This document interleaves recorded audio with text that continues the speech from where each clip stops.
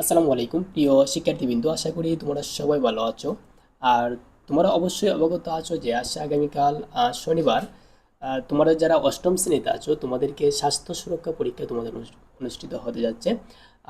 স্বাস্থ্য সুরক্ষা পরীক্ষার যে প্রশ্নপত্রটা আছে আমি এই মুহূর্তে তোমাদের সামনে সেই প্রশ্নপত্রটা উপস্থাপন করব। আরেকটা কথা ভালো করে মনে রাখবা যে এখন আমি যে প্রশ্নপত্রটা তোমাদের সামনে উপস্থাপন করব সেটা হচ্ছে 100% রিয়েল কোয়েশন। আগামীকালকে তোমরা সেই প্রশ্নটাই পরীক্ষার মধ্যে পাবে।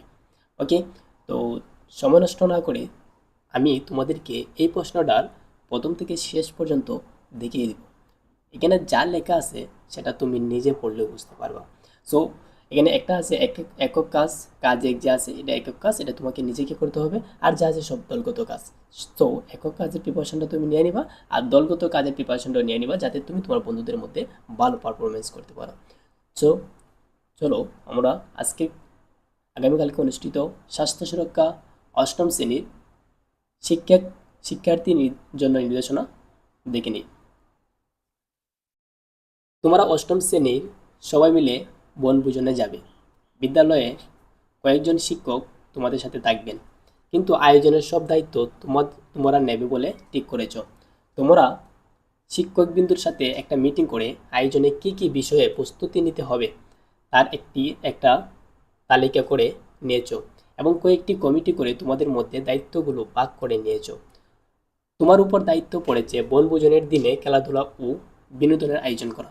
এছাড়াও সার্বিক দেখাশোনার দায়িত্ব পড়েছে তোমাদের কয়েকজনের উপর। তোমরা পুরো আয়োজনের নাম দিয়েছো আনন্দধারা। আনন্দধারা আয়োজনকে দায়িত্ব নিয়ে এগিয়ে যাওয়ার জন্য তোমাকে কিছু পরিস্থিতির মধ্যে দিয়ে যেতে হবে। তুমি সেই পরিস্থিতি অনুযায়ী কিছু ব্যতিক্রম সম্পাদন করবে, আর এভাবেই তোমাদের আয়োজন সবার জন্য বয়ে আনবে সত্যিকারের আনন্দ। তাহলে শুরু করে যাক। কাজ এক আছে একক কাজ। সেই একক কাজটা তোমরা পড়ে নিবে, এখানে যা আছে সম্পূর্ণ বনভোজন নিয়ে আছে, আলোচনা করা হয়েছে। সো এই একক কাজটা তুমি সুন্দরভাবে পড়ে নিবে এবং আনসার করার মতো চেষ্টা করবে। ওকে, একক কাজের মধ্যে দুটো অপশন আছে, সেটা তুমি নিজের মতো করে করবে। একটা চক আছে, এটা একটু ভালো করে দেখে নেবে। কারণ কাজ দুই আছে, কাজ দুই দলগত কাজ। এই কাজ দুইটা তোমার স্যারে তোমাকে দল দলে ভাগ করে দেওয়া হবে। আর দলে বসে তোমরা কাজ দুই সম্পাদন করবেন। কি দেওয়া আছে কাজ দুইতে এটা তুমি পড়ে নিবা। কাজ তিন একক কাজ। এই কাজ তিন যেটা আছে এটাও তোমাকে নিজে কি করতে হবে। আসলে আমার গলা ভাঙার কারণে আমি একটু অসুস্থ, তাই আমার কণ্ঠটা একটু অন্যরকম শোনাচ্ছে।